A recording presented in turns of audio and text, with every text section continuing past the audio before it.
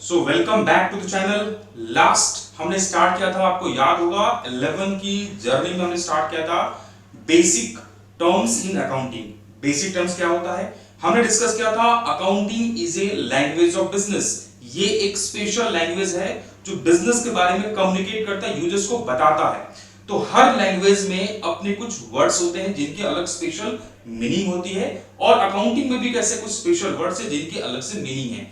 तो हमने स्टार्ट किया था basic terms in accounting. Last 2-3 video हमने अपलोड किया है और बहुत सा टॉपिक डिस्कस किया है। आज हम नेक्स्ट और अदर टॉपिक डिस्कस करने वाले हैं। सो वीडियो बहुत इंटरेस्टिंग होने वाला है। Keep watching and let's start. देखो, आज हम टॉपिक डिस्कस करने वाले हैं, उस टॉपिक का नाम है गुड्स। अगर किसी एक लेमन व्यक्ति से पूछोगे तो गुड्स का मतलब क्या होता है, तो वो बोलेगा सर गुड्स का मतलब कोई भी सामान, है ना। लेकिन कॉमर्स वालों से अगर पूछोगे तो गुड्स का मतलब क्या कोई भी सामान, आंसर है नहीं। यहां थोड़ा सा हम दूसरी किस्म के लोग होते हैं, हमारे लिए इसकी मीनिंग थोड़ी अलग है। तो क्या मीनिंग है, एक एग्जांपल से समझते हैं। सपोज एक बुक स्टोर वाला है, तुम्हारा एक बुक स्टोर है, किसी का एक बुक स्टोर है। अब मुझे बताओ बुक स्टोर वाला क्या परचेज करता होगा, क्या आप दुकान में खरीद के रेगुलर बेसिस में लाता होगा, तो आंसर है वो किताबें लाता होगा, है ना। वो बुक किताबें, बुक्स, नोट कॉपी वगैरह जो खरीद के दुकान में लाया, जिसको हम बोलते हैं परचेज करना। अब वो क्या सेल करता होगा, वो बुक उसने क्यों परचेज की, इन ऑर्डर टू सेल, है ना, रीसेल करने के लिए परचेज किया। अगर मान लो एक बुक वाले ने कार परचेज की, फिर से सुनो, बुक वाले ने, बुक स्टोर वाले ने कार परचेज की, उसका मकसद उस कार को बेचना नहीं था, उसका मकसद किताबों को बेचना था।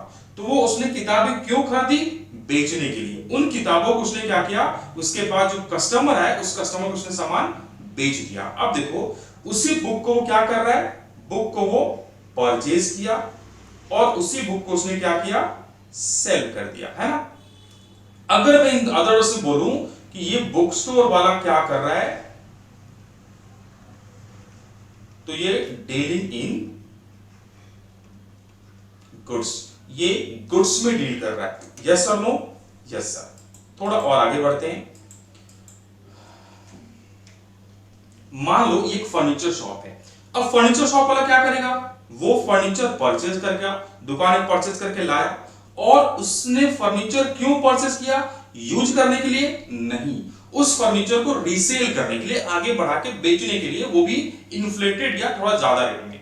उसने क्या किया, वही फर्नीचर सेल कर दिया। देखो फर्नीचर होल्ड नहीं कर रहा है, परचेज कर रहा है टू रीसेल इट, कस्टमर को बेचने के लिए, ठीक है। यानी इसने भी क्या किया, फर्नीचर को परचेज किया और उसी फर्नीचर को वापस सेल कर दिया। अगर मैं बोलूं कि ये फर्नीचर में डील कर रहा है, डील का मतलब क्या होता है, बाइंग एंड सेलिंग। तो इस फर्नीचर शॉप वाले के लिए इसका जो गुड्स है ना, वो हो जाएगा फर्नीचर। तो गुड्स का मतलब क्या समझ में आया, वो सारे सामान जिसको हम खरीदते हैं बेचने के लिए। फिर से सुनो, गुड्स का मतलब हुआ वो सारे आर्टिकल्स जिसको हम खरीदते हैं बेचने के लिए, जिस चीज का हमारा दुकान है, जिसको हम डील करते हैं। जैसे किताब वाले किताबें क्यों खरीदता है, बेचने के लिए। फर्नीचर और फर्नीचर क्यों परचेज करता है, बेचने के लिए। तो किताबें, books is the goods for book store keeper, furniture is the goods for furniture shop keeper, है ना।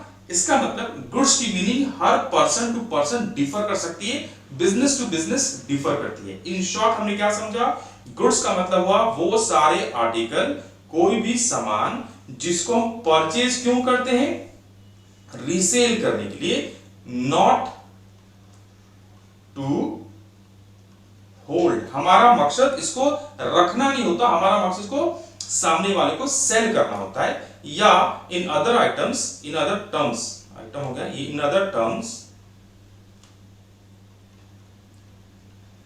those items in which a business deals। deals का मतलब क्या बताया मैंने, buy and sell। For example अगर मान लो एक एज ए स्टूडेंट तुम किताबें क्यों खरीदती हो, पढ़ने के लिए, है ना। पॉसिबल है कभी किताबें हमने हाफ रेट में यूज करने के बाद बेच भी दी हो, but we are not regularly dealing it. हम परचेज करते वक्त हमारा मकसद उसको यूज करना था, सेल करना नहीं था। तो हमारे लिए as a student it's not your goods. लेकिन बुक स्टोर वाला किताबें क्यों परचेज किया? टू रिसेल इट, तो उसके लिए ये क्या है? एक तरह का गुड्स है। I hope clear. एग्जांपल देख लेते हैं। For a book seller books are even notebook भी are goods because he purchase, वो क्यों परचेज कर रहा है? To sell. हाउएवर एक स्टूडेंट के लिए बुक्स गुड्स नहीं है, जो मैंने बताया, क्योंकि हमारा मकसद उसको सेल या रिसेल करना नहीं है। तो क्लियर। गुड्स का सिंपल मीनिंग क्या समझ में आया? वो सारे सामान जिसको हम खरीदते हैं, बेचने, जिसमें डील करते हैं। चलो फटाफट समझ गए। मैंने बताया कि कंसर्न टू कंसर्न डिफर कर सकता है। यहां हम देखते हैं कुछ कंसर्न्स और उनके गुड्स। फॉर एग्जांपल अगर हम बुक पॉइंट की बात करें तो बताओ फटाफट, नाम से मालूम चल रहा है ये क्या डील में, किस में डील करता होगा? तो ये डील करता होगा किताबें में और नोट कॉपी में। तो इसलिए गुड्स क्या हो गया? सिमिलरली अगर फर्नीचर वर्ल्ड है, राज मोबाइल है, जल्दी से मुझे कमेंट बॉक्स में बताओ इनका गुड्स क्या क्या होगा। बुक पॉइंट के गुड्स क्या होगा? तो बुक पॉइंट का गुड्स होगा books, note copy etcetera. Furniture world, इनका बुक्स क्या होगा? फर्नीचर, टेबल, चेयर्स, है ना। शीला क्लॉथ स्टोर्स, इनका बुक क्या होगा? टेक्सटाइल, साड़ी, बेडशीट वगैरह, क्लॉथ, ये सारे। ज्वेलरी वर्ल्ड का गुड्स क्या होगा? ज्वेलरी, ऑर्नामेंट्स, गोल्ड, सिल्वर, है ना। वैसे राजमहल का गुड्स क्या होगा? Mobile and accessories. जल्दी बताओ। नवीन ट्यूटर्स जो कोचिंग सेंटर, उसका गुड्स क्या होगा? आंसर का कोई गुड्स नहीं है। ये याद रखना कि हमको पैसे कमाने के लिए हमारे पास 3 ऑप्शन है। एक को हम बोलते हैं सर्विस, जिसको हम एम्प्लॉयमेंट भी बोलते हैं। दूसरा B for business and P for profession. Profession में no need of goods. Profession याद है ना, स्पेशलाइज्ड नॉलेज के बेसिस पे सर्विसेज किसी को रेंडर करना independently, this is called profession. Service में भी हम सर्विस या एम्प्लॉयमेंट हम क्या करते हैं? किसी के बदले में काम करते हैं। इनको भी नो नीड ऑफ गुड्स। तो गुड्स की जरूरत कहां पर? बिजनेस में। तो ये नवीन क्या है? ये सर्विस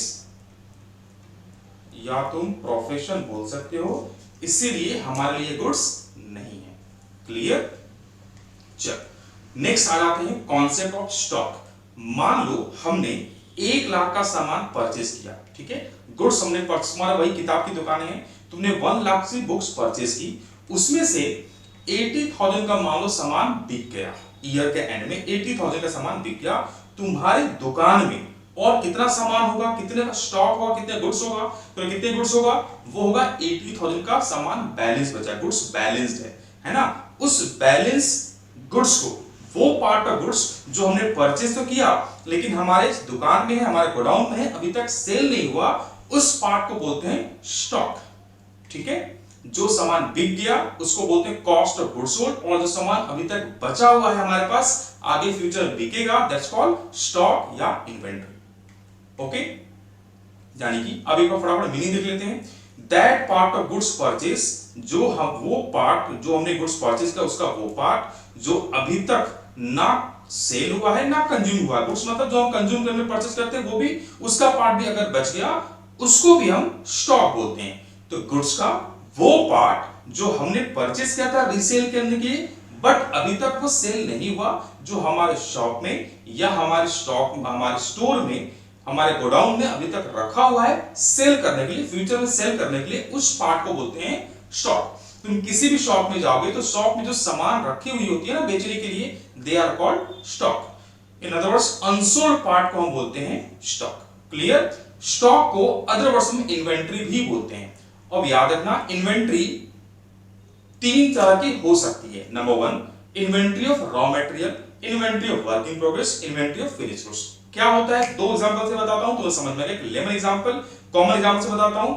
मान लो सपोज किसी का समोसे का दुकान है, एक चिंटू है, उसका समोसे का दुकान है। वो समोसा कैसे बनता है उसके लिए उसने मैदा परचेज किया होगा, आलू परचेज किया होगा, मसाला परचेज किया होगा। तो मैदा का वो पार्ट जो अभी तक यूज नहीं हुआ है, आलू का वो पार्ट जो यूज नहीं हुआ है, उस पार्ट को हम बोलेंगे स्टॉक ऑफ रॉ मटेरियल। उसका रॉ मटेरियल क्या है? मैदा, आलू, मसाला, तेल, ये सब। मान लो उसने मैदा गूंथ दिया, मसाला बना दिया, अभी काम चल रहा है, that's called work in progress. सामान बन गया लेकिन बिका नहीं है, दैट्स कॉल्ड फिनिश गुड्स। समोसे बन गए, रेडी टू सेल है, they are called finish goods. दूसरे एग्जांपल में आते हैं, मान लो टाटा मोटर्स के लिए जो वो आयरन लाता है कार्स वगैरह बनाने के लिए, व्हीकल्स बनाने के लिए, वो उसका क्या हो गया? Stock of raw material. Car पे काम चल रही है, वर्क इन प्रोग्रेस से बन रहा है, वर्क इन प्रोग्रेस, बन गया, car ready to sell in showroom, finish goods. Clear? Yes sir. Next आ जाते हैं कॉन्सेप्ट ऑफ डेटर। डेटर किसको बोलते हैं? देखो नाम हमने लिखा है डेटर, याद रखना जो बी है ना, ये बी साइलेंट होता है, इसलिए हम इसको डेटर्स बोलते हैं, नॉट डेब्टर। ठीक है। अब मान लो सपोज तुम्हारा एक दुकान है, ओके, से वही बुक स्टोर है, तुम्हारे बुक स्टोर है मान लेते हैं।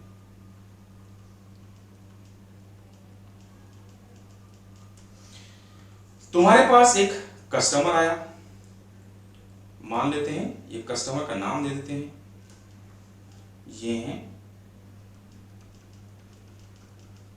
चिंटू जी, और इन्होंने तुमसे सामान परचेज किया, बुक परचेज किया, और तुमने इनको बुक देखो दे दिया, इनके पास, तुम्हारे पास बुक इनके पास गया, और चिंटू जी बड़े ईमानदार लोग हैं, उसी वक्त उन्होंने तुमको पैसे भी दे दिए। अब अगर मैं तुमसे पूछूं कि क्या इस चिंटू से हमें और पैसे लेने हैं क्या?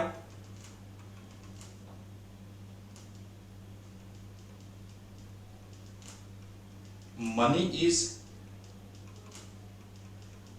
रिसीवेबल, क्या और पैसे लेने हैं? तो आंसर होगा सर नहीं लेने। क्यों नहीं लेने? इसने ऑलरेडी पे कर दिया ना, ऑलरेडी पे कर दिया तो पैसे नहीं लेने हैं। Yes, okay. और चिंटू हम क्या बोलेंगे? नॉर्मल भाषा में सिर्फ कस्टमर बोलते हैं। मान लो तुम्हारे पास एक और कस्टमर आया, इनका नाम दे देते हैं, मान लो मिंटू। ठीक है, इसको भी तुमने सामान बेचा, देखो इसको भी तुमने सामान बेचा, ओके।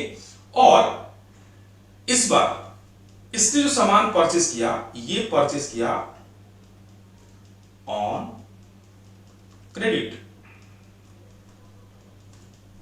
इसका मतलब इमीडिएट पे नहीं किया। कैश क्रेडिट क्या होता है? लास्ट वीडियो में, ट्रांजेक्शनल वीडियो में इसको कवर किया था, अगर डाउट है वहां से आप जाकर देख सकते हो।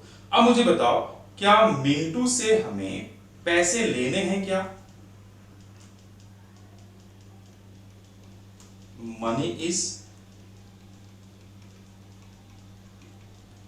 रिसीवेबल, आंसर है हाँ, है ना। क्यों लेने? बिकॉज इससे हमने सामान उधारी में सेल किया है। तो ये जो मिंटू है ना, इसे हम एक नया नाम देंगे और इसी को हम बोलेंगे डेटर्स। इसका मतलब डेटर कौन होता है? तो नंबर वन डेटर तो एक तुम्हारा कस्टमर होता है। सर क्या ये भी हमारा डेटर है? क्योंकि ये भी तो कस्टमर था। तो आंसर है नहीं। क्यों नहीं है? क्योंकि देखो इससे हमें पैसे नहीं लेने हैं, तो डेटर का मतलब ये हुआ जिससे पैसे लेने हो, नहीं, होल्ड। एक और एग्जांपल देखते हैं। मान लो हमने इस पर्सन को, ये कोई पर्सन है, इसे हमने लोन दिया था, हमारी दुकान ने इसको लोन दिया था। तो देखो इससे भी तो हमें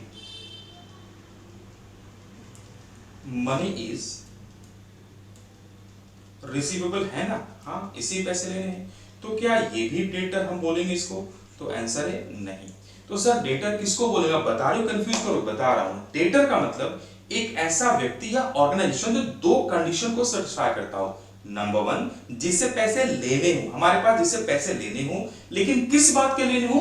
गुड्स और सर्विसेज के, जिसको हमने गुड्स और सर्विसेज सेल किया है, गुड्स और सर्विसेज के बदले में लेना हो, that person is called debtor. तो आई होप समझ में आया। दो condition, number one money is receivable होना चाहिए, नंबर टू किस बात का? गुड्स और सर्विसेज का, then this that person is called as debtor. तो एक बार फटाफट मीनिंग देख लेते हैं। डेटर का मतलब हमने पढ़ा कोई भी पर्सन, कोई व्यक्ति या ऑर्गेनाइजेशन, कोई भी व्यक्ति जिससे हमें मनी, उस मनी इज रिसीवेबल, जिससे पैसे लेने हैं, लेकिन किस बात के? फॉर गुड्स और सर्विसेज लेने हैं, उस व्यक्ति को बोलते हैं creditor. Sorry, on debtor is called debtor. Example, मान लो हमने 20,000 का सामान राम को बेचा उधारी में, तो यहाँ पर राम हमारा डेटर है बिकॉज उससे हमें पैसे लेने हैं। किस बात की? गुड्स के, तो राम को बोलेंगे डेटर। एक फटाफट चीज और जान लेते हैं, डेटर को बहुत बार हम ट्रेड रिसीवेबल भी बोलते हैं। हालांकि याद रखना, ट्रेड रिसीवेबल में दो चीजें आती हैं, डेटर और बिल्स रिसीवेबल दोनों आता है, लेकिन बहुत बार हम पॉपुलरली इसको भी हम डेटर बोल लेते हैं, है ना? ठीक है, यस। नेक्स्ट आते हैं क्रेडिटर। क्रेडिटर फटाफट कॉन्सेप्ट देखते हैं। मान लो अगेन तुम्हारी दुकान है, से ये भी बुक स्टोर है ना? आज मैं तुम्हारी किताब की दुकान खुलवा कर रहूंगा, है ना? तो बुक स्टोर है। अब मान लो हमारे पास एक कस्टमर से हम सामान, सॉरी एक पर्सन से हम सामान खरीदते हैं। देखो पिछले एग्जांपल में क्या था, हम सामान बेच रहे थे, सेल कर रहे थे। हम अगर सामान बेचते हैं तो पक्का सामान खरीदते भी होंगे। तो एक पर्सन जिससे हम सामान खरीदते हैं और जिससे हम सामान खरीदते हैं उसको क्या बोलते हैं सर? उसको ना सप्लायर बोलते हैं। हमने इससे सामान परचेज किया, ठीक है, और उसको इमीडिएट पेमेंट भी कर दिया। देखो हमारे पास से पेमेंट ऑलरेडी गया। अब अगर मैं पूछूं कि क्या फ्यूचर में हमें इसे और पेमेंट इस गुड्स के लिए करना है क्या? मनी इज पेबल, तो तुम्हारा आंसर क्या होगा? नहीं, क्योंकि हम ऑलरेडी पे कर चुके हैं। मान लो एक और सप्लायर है, ठीक है, जिससे हम सामान खरीदते हैं उसको सप्लायर बोलते हैं। इससे भी हमने सामान परचेज किया, लेकिन इस बार जो हमने सामान परचेज किया ये ऑन क्रेडिट परचेज किया। इसका मतलब हमने पेमेंट नहीं दिया है। तो फ्यूचर में क्या इस व्यक्ति को हमें पेमेंट देना है क्या?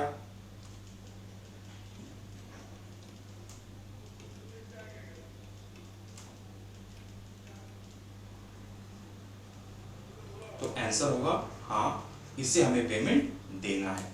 तो ये जो सप्लायर है ना, जिसे हमें पेमेंट देना है, इसी को बोलते हैं क्रेडिटर। तो सर क्या ये सप्लायर भी हर सप्लायर को क्रेडिटर बोलेंगे? तो आंसर है नहीं। देखो ये सप्लायर तो था, बट हम इसे क्रेडिटर नहीं बोलेंगे। क्यों नहीं बोलेंगे? इसे पैसे नहीं देने। इसका मतलब जिसको पैसा देना वो क्रेडिटर है? आंसर है नहीं। एक एग्जांपल और देखो, मान लो इस बैंक से हमने कुछ लोन लिया,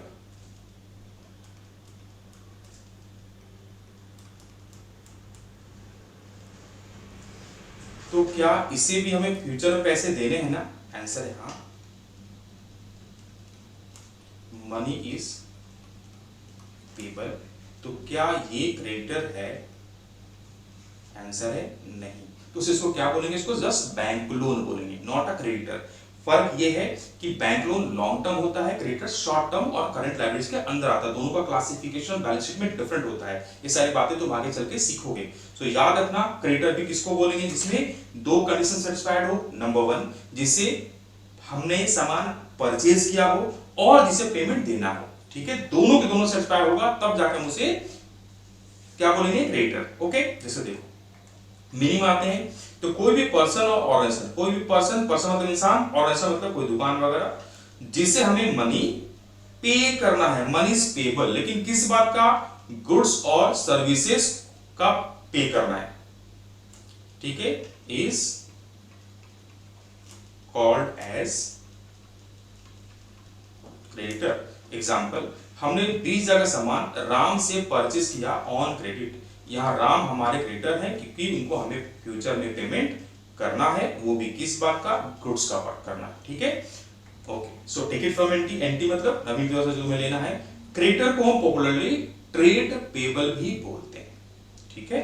सो आज की इस वीडियो में हमने डिस्कस किया गुड्स क्या है, स्टॉक क्या है, डेटर क्या है एंड क्रेडिटर क्या है। Hopefully clear. याद रखना, stock is an asset, debtor is an asset और creditor is a liabilities. So see you, मिलते हैं नेक्स्ट वीडियो में। अगर वीडियो अच्छा लगे तो लाइक करें, शेयर करें, सब्सक्राइब करें और हमारे चैनल को सब्सक्राइब करें। और अगर आप नोट्स वगैरह चाहते हैं फ्री में तो हमारे टेलीग्राम चैनल को ज्वाइन करें, ऐप को डाउनलोड करें। Thank you, see you all in next video.